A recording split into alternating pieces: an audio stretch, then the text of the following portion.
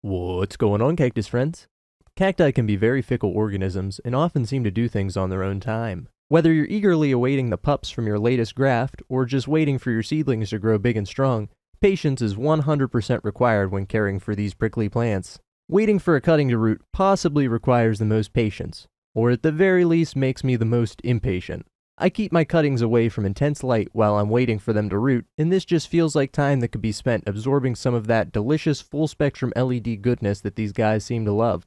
And don't even get me started about etulation and them growing funky due to being stored on their sides. You're never going to be able to completely control the internal biological mechanisms that make cacti do what they do, but there certainly are ways to influence them. In order to do so, we must first understand what's going on behind the scenes within the cutting itself. Under normal growing conditions, plant hormones known as auxins flow through the vascular bundles, congregating at the tips of the roots, called the root apical meristems. Auxins are responsible for cell elongation and for prompting the roots to grow downwards, following gravity. This process is further motivated by moisture and humidity in the root zone, as auxins guide the roots towards moisture sources. This is fine and dandy until some schmuck comes along and decapitates it.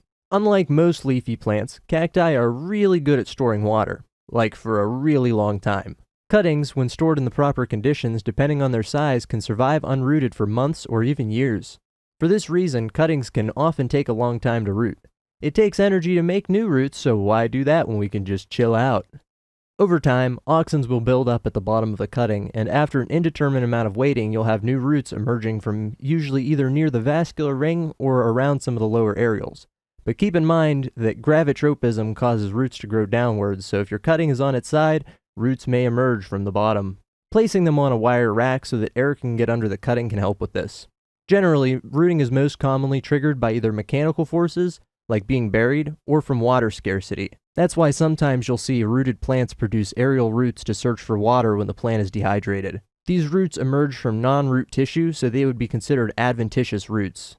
So how do we speed this up? Well, for generations, people have been burying cuttings, and this certainly works, but I like to know exactly when the roots have started emerging. I don't like to have to worry about overwatering an unrooted cutting and risking rot. Yes, I'm aware of rooting in perlite, but the most consistent way that I have found is a combination of two different techs that have become popular in more recent times. I first apply a rooting hormone that the cactus basically interprets as auxins, and then, after the first root emerges, I begin water propagation, and that's when things really take off. My rooting hormone of choice contains a compound called indole-3-butyric acid, also commonly referred to as IBA. Despite what some think, IBA is not toxic to humans when used in small quantities during the rooting process, and it's been put to use for years in the fruit and vegetable industry and is metabolized by the plant rather quickly, so it doesn't even stick around for that long. The hormone, when applied anywhere onto the cutting, gets absorbed through the epidermis or callus tissue and makes its way through the vascular system and builds up at the bottom. This process very much mimics what happens naturally. We're just giving it more auxins to work with. I like to think about it like there's an arbitrary threshold of auxins for each individual plant, and once that threshold is met, the cactus starts pushing adventitious roots. Oftentimes, when the first root emerges, the second and third roots are very close to follow. Using this method, I've had cacti start rooting in anywhere from 2 days to 2.5 months. Like I said before, they still kind of do what they want, but that's certainly better than taking over a year like some have experienced.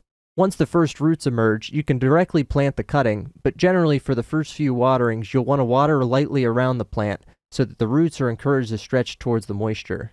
If you don't supply the cutting with moisture, the roots will continue to grow, just at a relatively slow pace. To really stimulate root growth, after the first root emerges, I position the root bud just above some water so that the surface tension of the water is just barely sticking to the root that's poking out. Depending on the size and shape of your cutting, you might have to get creative with how you position it. And after about 2 or 3 days, I've measured roots growing at a rate of about 0.5 millimeter an hour. There's a difference of about 24 hours between the two shots of this Burgessii sugar magnolia. I replace the water every day to prevent algae and bacteria buildup, and each time I lower the water so that only the tip of the lowest roots are touching. Roots need oxygen to grow, and in stagnant water, oxygen is primarily only dissolved in the top few millimeters. So unless you have an air stone, I would replace the water daily.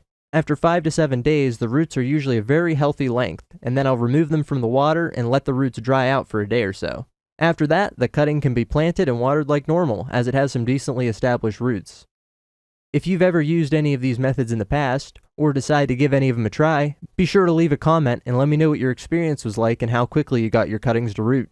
Be sure to check out trichocereuswiki.org for all your Trichocereus information needs, and feel free to subscribe for more cactus content.